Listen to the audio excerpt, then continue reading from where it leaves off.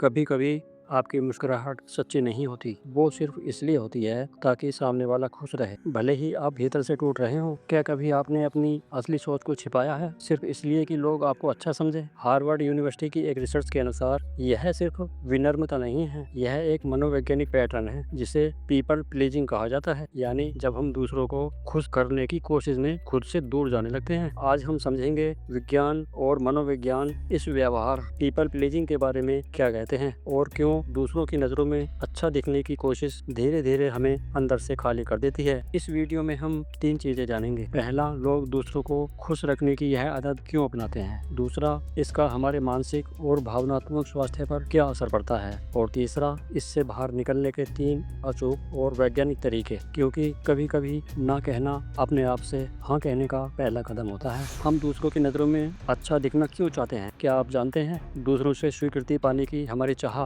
कोई आधुनिक आदत नहीं है, बल्कि हमारी हजारों साल पुरानी जैविक जरूरत है। मनोवैज्ञानिक अब्राहम मैस्लो ने अपने research paper hierarchy of needs में बताया था कि भोजन और सुरक्षा के बाद इंसान की सबसे बड़ी जरूरत होती है बिलोडिंगनेस, यानी किसी समूह का हिस्सा महसूस करना। प्राचीन समय में यदि कोई व्यक्ति अपने समुदाय से अलग कर दिया जाता था तो उसका जीवित रहना लगभग असंभव था। यही कारण है कि हमारा दिमाग आज भी स्वीकृति को जीवित रहने की शर्त मानता है। हार्वर्ड यूनिवर्सिटी की एक रिसर्च में पाया गया कि जब कोई व्यक्ति सामाजिक अस्वीकृति का अनुभव करता है तो उसके दिमाग के वही हिस्से सक्रिय हो जाते हैं जो शारीरिक दर्द के समय होते हैं। यानी किसी का हमें न स्वीकार करना हमारे दिमाग के लिए किसी चोट से कम नहीं होता, और इसी वजह से हम अक्सर खुद को बदलने लगते हैं ताकि हमें स्वीकार किया जाए, ताकि कोई हमें ना न कह ले। अमेरिकन साइकोलॉजिकल एसोसिएशन (APA) के मनोवैज्ञानिकों के अनुसार पीपल प्लीजिंग केवल एक आदत नहीं बल्कि कई बार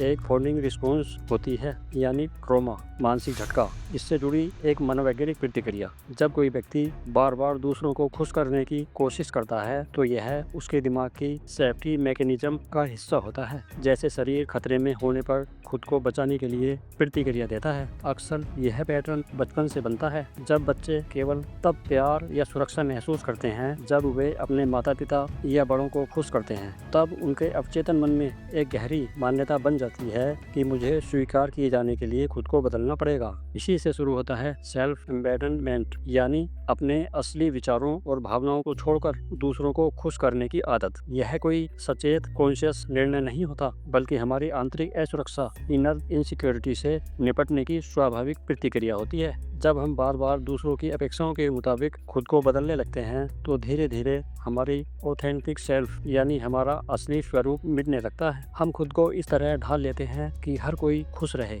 लेकिन इस प्रक्रिया में हम अपने ही विचारों, भावनाओं और इच्छाओं को दबा देते हैं। साइकोलॉजी टुडे इसमें प्रकाशित एक रिपोर्ट के अनुसार यह लगातार खुद को बदलने की कोशिश अंततः इमोशनल नमिंग पैदा करती है, यानी व्यक्ति अपनी ही भावनाओं को महसूस करने की क्षमता खोने लगता है। धीरे धीरे हम यह तक भूल जाते हैं कि हमें सच में क्या चाहिए, और तब शुरू होता है वो दर्द जो बाहर से नहीं दिखता लेकिन भीतर से हमें खोखला कर देता है। जब हम हर बार दूसरों को खुश करने के लिए हाँ कहते जाते हैं तो धीरे धीरे हमारी मेंटल और इमोशनल एनर्जी खत्म होने लगती है। Journal of occupational health psychology में प्रकाशित एक अध्ययन के अनुसार लगातार दूसरों की अपेक्षाओं को पूरा करने की कोशिश स्ट्रेस, एंजाइटी और अंततः बर्नआउट का कारण बनती है। शुरुआत में हमें लगता है कि हम अच्छा कर रहे हैं, लेकिन समय के साथ अंदर ही अंदर रिसेंटमेंट, यानी छिपी हुई नाराजगी पनपने लगती है उसी व्यक्ति के प्रति जिसे हम खुश करने की कोशिश कर रहे थे। यही वह क्षण होता है जब रिश्ते बाहर से तो ठीक लगते हैं लेकिन भीतर से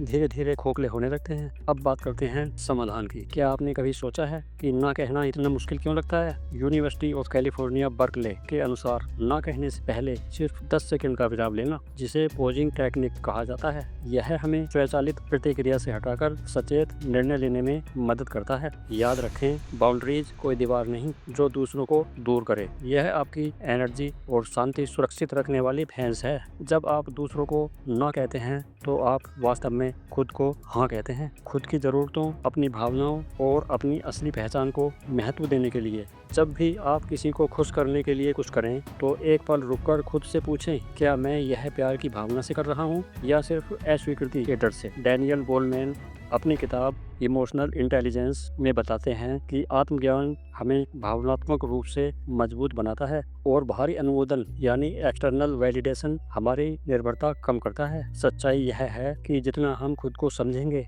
यानी अपने जीवन में अध्यात्म को अपनाएंगे, उतना ही हम दूसरों को खुश करने के अपने पुराने पैटर्न से मुक्त होंगे। स्व जागरूकता अपने भीतर की शक्ति को पहचानने की पहली सीढ़ी है। यह समझना बहुत जरूरी है कि दुनिया में कोई भी व्यक्ति हर किसी को खुश नहीं कर सकता। साइकोलॉजी टुडे के अनुसार लगातार दूसरों की स्वीकृति, यूनिवर्सल एक्सेप्टेंस की चाह रखना असंभव और थकाऊ है।